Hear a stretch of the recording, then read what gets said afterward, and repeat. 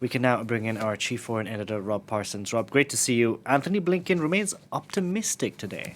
Yeah, it's a little difficult to see why he should be so optimistic, but he's had what appear to have been fairly profitable talks in Saudi Arabia. Now he's with President Sisi in Cairo, Egypt.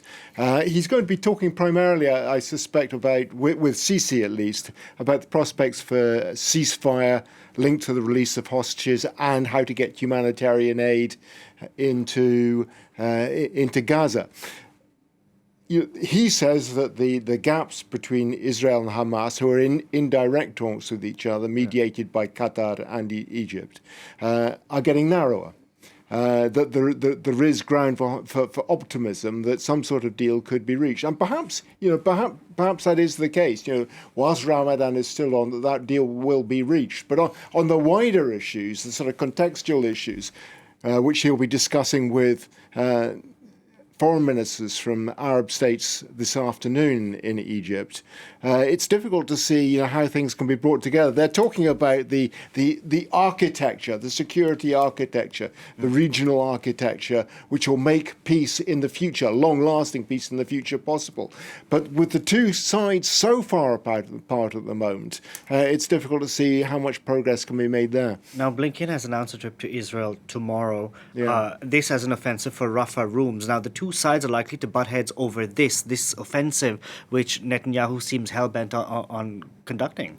Yeah, it's interesting that they should be pushing the issue of a ground assault on Rafah at this particular point. Even Benjamin Netanyahu himself says this is not something that's likely to happen imminently, because to launch a ground assault on Rafah will take a lot of preparation. The speculation in Israel, it could take up to a couple of months if they give the go-ahead for it to happen now. But both the Americans and the Israelis, for whatever reason, are pushing it to the forefront at the moment. The Israelis insist that it is impossible to defeat Hamas in Gaza without moving into Rafah in force.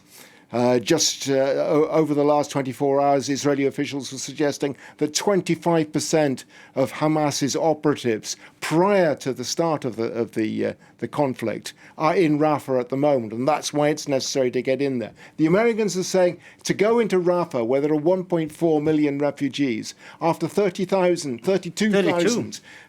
people have already been killed in Gaza, is courting absolute catastrophe there, on top of catastrophe, and that there are other ways to defeat Hamas without going in. The Israelis say that is just simply not the case.